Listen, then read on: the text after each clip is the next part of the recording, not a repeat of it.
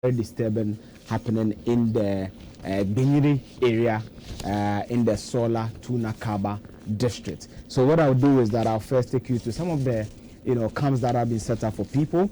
As we speak, there are 32 lives that have been lost, about 48,000 displaced, and about 13,000 of our fellow countrymen and women in the Burkina Faso and also the Ivory Coast. If you understand the terrorism activities in the wider Sahel area, you see how disturbing this situation is in the Savannah region, and we want to highlight this today also as part of drawing attention to some of these issues as the president met the press today in Accra. So when you join us on our Facebook page, you see our touch screen here. You see some of the people who've been displaced from the Gbenyiri area. Older people, these are young people, some of them are mothers, some of them are kids, and here you can see them at a certain camp eating, and it's a very challenging situation. There are thousands of people who've left the Sola Tuna Kaba district due to the clash. Now, what happened?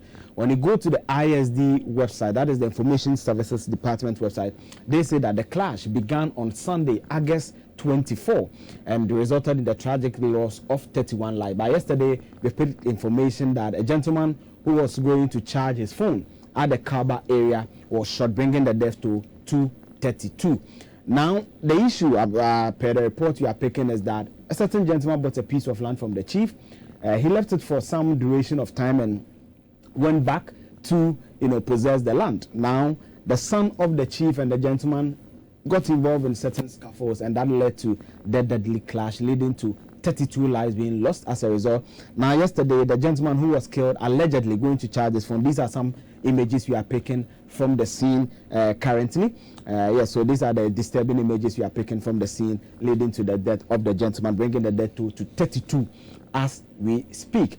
Now, let me give you just a bit of a geographical feel and some numbers of what the Savannah region looks like. You know that the Savannah region was carved from the northern region and also the northeast region. So the typical northern region we had was a very big region. In fact, it was the fastest growing MMDA in the country when you look at the 2021 housing and population census. We carved the Savannah region and also the northeast region there. A bit of fun facts. That is President Mohammed's home region. Why do I say so? When you go to the Savannah region, you have some 7 constituencies or districts, including Bole, where President John Dramani Mahama comes from, and you have the Sola Tuna Kaba area, which has a population of some 112,664. Lots of people in there. Now, let me give you a bit of perspective for Zone 2, the Sola Tuna area. So this is it. This is Ghana Health Services data that shows you the various sub-metros under the Sola Tuna Kaba district. We have what they call the Kamasa area. We have the Jimbabu area, we have the Kaba area, we have the Kon area, we have the Tuna area, we have the Sola area, and we have Gbenyiri, and this is Gbenyiri. So when you come, you see, I don't know, the ladies are good at colors, but this is a deep pink kind of color there, and that is the Gbenyiri area where the disturbances began, and you have the Kumfunsi area also as part of the Sola Tuna Kaba bigger constituency or district. So there are about 1, 2, 3, 4, 5, 6, 7, 8 sub areas under the broader Sola Tuna Kaba area. Now, this is the numbers for Sola Tuna Kaba area.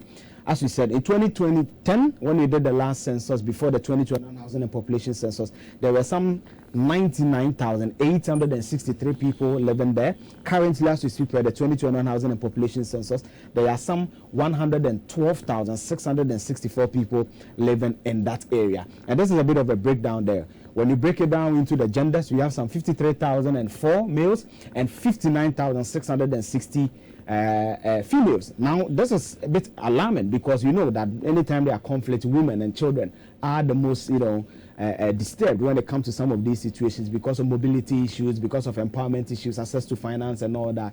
So this is a bit alarming for the government to look at. Now, when they disaggregate the data into ages, you notice that when you go to that area, 46,888 are between the ages of 0 and 14, meaning that there are a lot of children there. So if guns are flying, if bullets are flying, if conflict is happening, where do these people run to? And that is why these numbers are important for the conversation. Now, when you go to the Sola Tuna Kaba area, I also know that it's a bit of a rural area. About 90,000 of the people live in a rural setting, whilst 22,000 live in an urban setting. Literacy is a bit low there. there are many people who are, not literate per the standard of the Ghana standards of service. Ghana Statistical Service, about 68.7% of the people living in the Tuna Solar Kaba area are not literate. About 31.3% are very literate. This is the ethnic dimensions there, but I don't want to go there for lack of time. So this is a broader map when you look at the Ghana Statistical Service data of the Solar Tuna Kaba area. Now, this is a bit of a fun fact here. They border the Wa West District, they border the Wa Municipal, the Wa East District, they border Bole, which is President Mohammed's home constituency, and the West Gonja District, and also La Côte d'Ivoire to the west. So this is why 13,000 out of the 48,000 displaced people are running to Burkina Faso and the Côte d'Ivoire. And you all know the issues in the Burkina Faso where the country, a large chunk have been taken away by terrorist activities because of the extremist activities in the wider Sahel area. So this is a very alarming situation that the president must avert their minds to. Now, let me give you a bit of data here before I wrap up. When you go to the Ghana Health Service data, where they disaggregate the population structure of the Solar Tuna Kaba area, you notice a certain trend here. These are the 8 sub-districts under the district or constituency. Now, when you look at it, I've already established that there are more women in that area, meaning that women and children suffer most when it comes to conflicts, and there are a lot of literature to bear me out on that. Now, what is interesting is that we have about 2,878 kids in the area under the age of 1. So they are breastfeeding. Will their mothers be able to give them food? Where are they going to get the food from? And I know babies must be fed under a certain temperature. Do the mothers have that enabling environment to be able to even produce the milk and feed their babies? That's the question we all must ask ourselves. Now, when you go to, again, that same data, about 14,630 of them are less than the ages of 5. And will they be able to go to school? We need to ask this conversation. Again, if I take you back to the data, when I disaggregated for you, you notice that between the ages of 0 and 14, there are 46,888. Where are they going to school? Since August 24. Are they going to school? Are they writing exam? What is the situation there? Per my checks, is a ghost town. Many people have left the area. The last bit of information on that is that the Interior Minister set a committee to investigate the matter.